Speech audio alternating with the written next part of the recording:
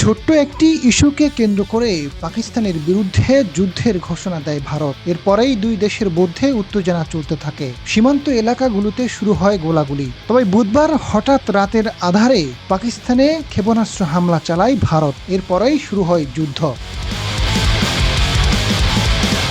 ভারতের হঠাৎ হামলার জবাবও দিতে দেরি করেনি পাকিস্তান। একদিনে 5টি যুদ্ধবিমান ধ্বংস করেছে দেশটির সেনাবাহিনী। বড় কোনো হামলা ছাড়াই ভারতের বুকে কাঁপন ধরিয়ে দিয়েছে পাক বাহিনী। এদিকে ভারতকে মোকাবেলায় সব রকমের পরিকল্পনা চূড়ান্ত করতে জাতীয় নিরাপত্তা কমিটির সাথে বৈঠকে বসেন পাক প্রধানমন্ত্রী শেহবাজ শরীফ। বৈঠকে সশস্ত্র বাহিনীকে পাল্টা জবাব দিতে সব ধরনের অনুমতি দিলেন তিনি। পাক জাতীয় নিরাপত্তা কমিটি প্রধানমন্ত্রীকে জানিয়েছে, ভারতের ক্ষেপণাস্ত্র ও ড্রোন হামলার প্রতিক্রিয়া জানানোর অধিকার পাকিস্তানের রয়েছে। কমিটি বলেছে, ভারতের হামলার জবাবে সময় অনুযায়ী যথাস্থানে পছন্দমতো প্রতিক্রিয়া জানাবে পাকিস্তান।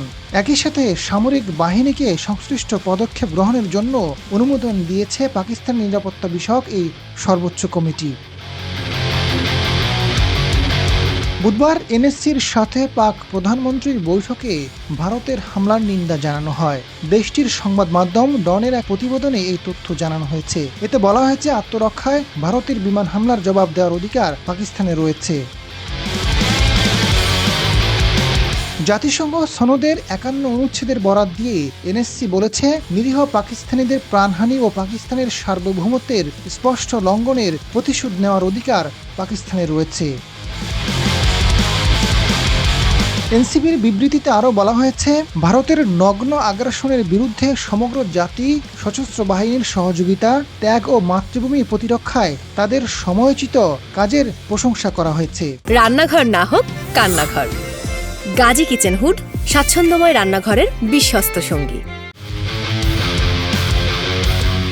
বিবৃতিতে বলা হয়েছে, পাকিস্তান আন্তর্জাতিক সম্প্রদায়ের প্রতি ভারতের অবৈধ কর্মকাণ্ডের গুরুত্ব স্বীকার এবং আন্তর্জাতিক নিয়ম ও আইনের স্পষ্ট লঙ্ঘনের দেশটিকে জবাবদিহি করতে হবে। পাকিস্তান শান্তির প্রতি প্রতিশ্রুতিবদ্ধ এবং তারা কখনো সার্বভৌমত্ব, আঞ্চলিক অখণ্ডতার লঙ্ঘন বা জনগণের কোনো ক্ষতি না হতে দেওয়ার অঙ্গীকার পুনর্ব্যক্ত করেছে।